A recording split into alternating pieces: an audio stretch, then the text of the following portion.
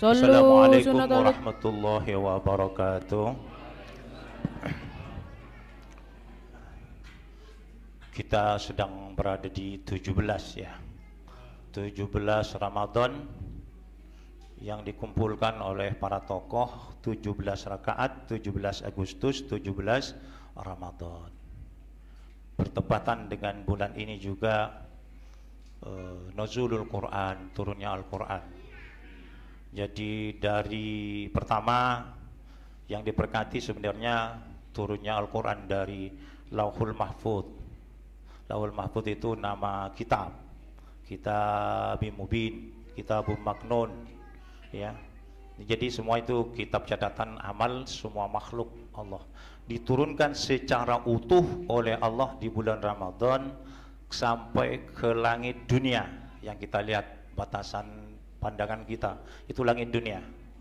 Kemudian oleh Allah Subhanahu wa taala diturunkan tidak secara utuh sesuai dengan kebutuhan kepada baginda Rasul sallallahu alaihi wasallam di bulan ini juga sebagai pedoman bagi umat baginda Rasul sallallahu alaihi wasallam. Kita sebagai umatnya tentunya menjadikan Al-Qur'an sebagai imam bagi kita. Karena kata baginda Rasul, "Man ja'alal Qur'ana amamahu saqahu ilan nar." Siapa yang menjadikan Al-Qur'an itu imam bagi kita, panutan bagi kita. Jadi jangan kita melanggar sehingga ke barat kata Quran, ke barat kita jalan, ke timur kata Quran, ke timur kita menuju, ke selatan kata Quran, ke selatan kita jalan, ke utara kata Quran, ke utara kita berangkat. Jadi jangan bertolak belakang. Wa man ja'alal Qur'ana, siapa yang menjadikan Al-Qur'an khalfahu, di belakangnya, saqahu ilan nar. Wa man ja'alal Qur'ana saqahu wa man ja'alal Qur'ana wara'ahu saqahu ilan nar. Siapa yang menjadikan Al-Qur'an sebagai bertolak belakang, ya.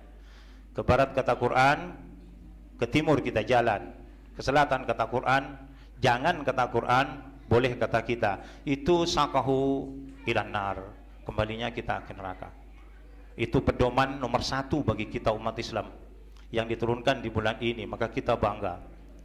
Kemudian pedoman hidup nomor satu. Yang kedua tentunya hadis, sunnah.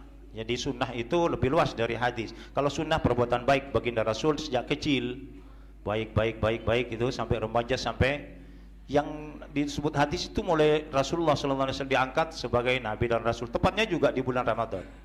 Jadi ke belakangnya ucapan, perbuatan dan takrir Nabi itu biasanya disebut hadis. Tapi kalau sunnah lebih luas. Kemudian yang setelah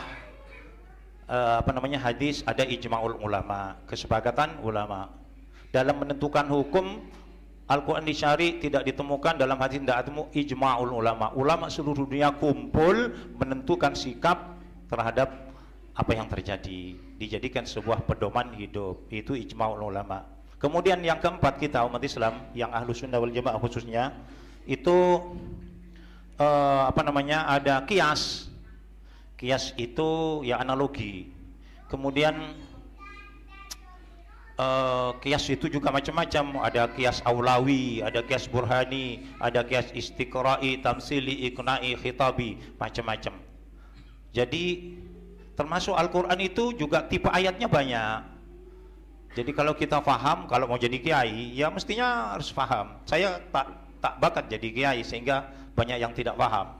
Ya, kalau Al-Quran itu tipe atau model-model ayatnya kan ada ayat mutasyabihat, ada ayat muhkamat, satu-satu harus mengerti. Ada ayat hakiki, ada ayat muqayyadah, ada ayat majazi, ada ayat khassah, ada ayat ammah, ada ayat nasikhah, ada ayat mansuhah. Satu persatu difahami. Layak jadi kiai itu. Saya belum layak.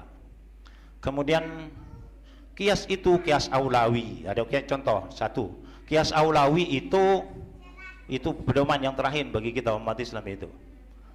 Qiyas yang lebih dari arti aslinya Al-Quran. Misalnya ayat-ayat begini. Wala taqrabuz zina innahu kana fahishatan wa sa'a sabila. Jangan kamu dekati zina. Sesungguhnya mendekati zina adalah seburuk-buruk perbuatan yang ditempuh. Nah, berarti mendekati yang dilarang nih. Perbuatannya enggak, mendekati dilarang. Wala taqrabuz zina, jangan mendekati zina. Nah, kalau pakai arti qiyas aulawi, kalau mendekati saja dilarang, apalagi perbuatannya, itu lebih dari tekanannya, lebih dari itu, namanya qiyas aulawi. Jadi sama orang tua, kedua orang tua gitu, enggak ada larangan nempeleng, nimpak, itu tendang, enggak ada. Yang ada fala taqul lahuma uffin wala tanharhuma, jangan bicara kasar dan jangan membentak. Itu dua aja.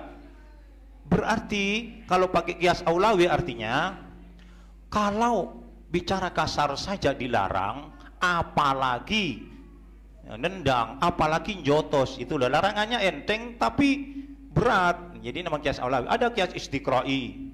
Istiqra'i itu meneliti. Banyak ulama-ulama dulu meneliti yang tidak, biasanya orang datang bulan, normalnya berapa, diteliti itu. Tidak ada ketentuan dari Nabi, tidak ada yang dari apa namanya, hati Al-Quran tidak ada. Oh sedikitnya sehari semalam, normalnya 7 hari 7 malam. Paling lama misalnya 7 hari 7 malam. Itu meneliti ribuan, Imam Syafi'i meneliti itu. Dijadikan pedoman hidup, dikonfirmasikan dulu ke dokter. Oh benar ini, kenapa orang datang bulan kok 7 hari? Oh itu normal. Kenapa kok ada yang 15 hari? Oh itu fisiknya kekurangan vitamin apa gitu. Kenapa kok cepat, kok sehari semalam? Dikonfirmasikan dulu ke dokter. Oh ya benar ini Imam Syafi'i, ditetapkan sebagai sebuah hukum. Namanya hukum qiyas. Jadi mudah-mudahan kita menjadikan Al-Quran sebagai imam bagi kita, ya. Man ja'alal Qur'ana fastadharahu fa ahalla halalahu wa harrama haramahu adkhalahul jannah. Siapa yang menjadikan Al-Qur'an, ya, kemudian diterapkan dalam hidupnya, diterapkannya yang halal itu halal, ditinggalkannya yang haram itu haram, adkhalahul jannah. Itu kita harapkan dengan diperingati tanggal 17 Ramadan ini menjadikan pedoman bagi kita. Amin ya rabbal alamin. Kurang lebihnya mohon maaf, wabillahi hidayah wa taufiq. Wassalamualaikum warahmatullahi wabarakatuh. Allah.